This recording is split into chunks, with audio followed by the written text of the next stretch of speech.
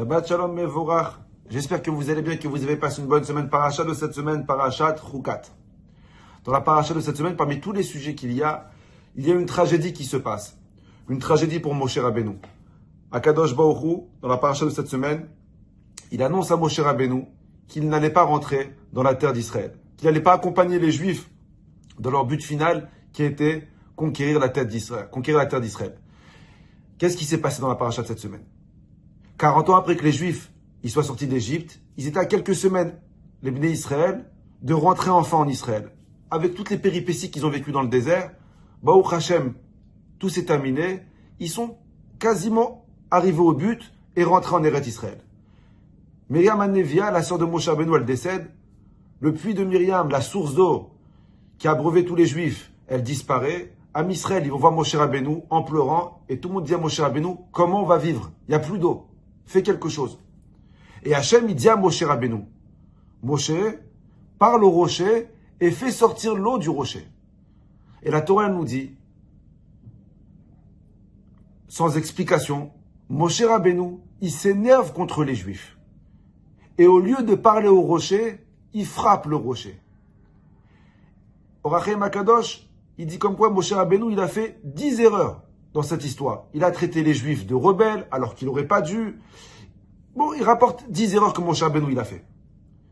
Akadosh Baruch Hu, quand il voit ça, il dit à Moshe Rabbeinu, Yan, Asher Loeman Tebim, comme vous n'avez pas eu confiance en moi, et qu'au lieu de parler au rocher, vous avez frappé le rocher, toi et Aaron, vous n'allez pas rentrer en Israël. Tragédie pour moi, Israël, tragédie pour Moshe Rabbeinu. Moshe Rabbeinu, il a quasiment jamais rien demandé à Hachem. La seule chose qu'il demande à Akadosh Baruch Hu, c'est de rentrer en Israël. Et Akadosh Baruch Hu, par rapport à l'histoire qu'il y a eu avec le rocher, qu'il a frappé le rocher, au lieu de parler au rocher, Hachem dit à Moshe Rabbeinu, tu rentres pas en Israël. Rabotai, cette semaine, j'ai étudié un petit peu. Quasiment tous les Mefarshim, ils posent cette question et ils demandent, comment ça se fait que Moshe Rabbeinu, qui était le maître de tous les prophètes, Moshe Rabbeinu, qui était le roi de la maîtrise de lui-même, comment ça se fait que Moshe Rabbeinu, il perd le contrôle de la situation et au lieu de parler au rocher, il frappe le rocher. Vous savez, c'est pas la première fois où les Juifs ils se rebellent dans le désert. Il y a eu des dizaines de fois où ils se sont rebellés. Et Moshe Rabbeinu n'a jamais perdu le contrôle de lui-même. Quand les Juifs ils ont critiqué Israël avec les explorateurs, Moshe Rabbeinu il s'est maîtrise de soi complètement. Quand Korach il s'est rebellé contre Moshe Rabbeinu, pareil, Moshe Rabbeinu il se maîtrise totalement. Quand les Juifs ils se sont plaints de la manne, Moshe Rabbeinu il maîtrise. À chaque fois, toutes les histoires qu'il y a eu, ils ont même accusé Moshe Rabbeinu dans le désert que Moshe Rabbeinu il trompait sa femme. Et malgré que Moshe Rabbeinu c'était un voleur. Et malgré toutes les accusations qu'ils ont pu faire contre Moshe Rabbeinu, malgré tous les problèmes que le peuple juif a causé à Moshe Rabbeinu, il n'a jamais perdu une seule fois le contrôle de lui-même. La seule fois où il perd le contrôle de soi, c'est avec l'histoire du rocher. Et tout le monde posait la question, comment ça se fait que Moshe Rabbeinu, il a perdu le contrôle de soi-même? Pourquoi il n'a pas parlé au rocher comme Hachem lui a demandé de le faire? Il y a énormément de réponses, mais j'ai lu une réponse cette semaine que j'ai surkiffée. Elle est très belle. C'est le Rav Zaks de Londres, Zichrono Livracha, qui est décédé, qui pose la question et qui donne une réponse fantastique. Le Rav dit, la raison de cette perte de contrôle, qu'est-ce qui s'est passé auparavant? Et le Rav dit que, auparavant, avant que Hachem demande à Moshe Rabbeinu de parler au rocher, Myriam Hanevia, la sœur de Moshe Rabbeinu, elle est décédée. Quand les Juifs ils se sont plaints de l'eau, Moshe Rabbeinu il est en plein deuil. En plein deuil de sa sœur. Sa sœur, il est né grâce à elle. Parce que n'oubliez pas que le père de Moshe Rabbeinu, Amram, il a divorcé. Il ne voulait pas avoir d'enfants. Parce qu'il avait peur que Paro, il jette les enfants dans le Nil. C'est Myriam qui a convaincu son père de se remarier avec sa mère et d'avoir Moshe. Donc si Moshe Rabbeinu, il est là, c'est grâce à Myriam.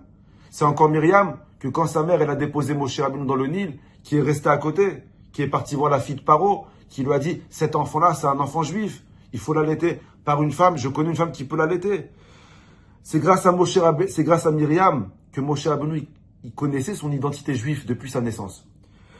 Sans Myriam, il n'aurait été jamais ni juif, ni prophète, ni libérateur. En perdant Myriam, Moshe Rabbeinu, il a perdu une partie de soi-même. Il a perdu le contrôle de lui-même. Dans le deuil, on perd souvent les contrôles de ses émotions. On se met en colère alors que la situation exige le calme. On parle alors que la situation exige que l'on se taise. Et on se tait alors que la situation, elle exige que l'on parle calmement. Et une personne qui vit dans ses émotions, même lorsque Dieu il lui parle, il écoute seulement à moitié.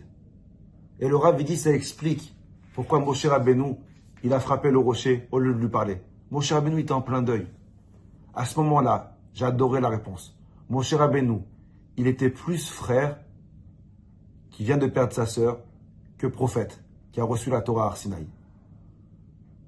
Et de là, on voit l'importance, non seulement de la famille, que peu importe qui tu es, tu ne dois jamais oublier qui est ton frère, qui est ta sœur, qui est ta femme, qui est ta mère, qui est ton père, qui sont tes enfants, toujours.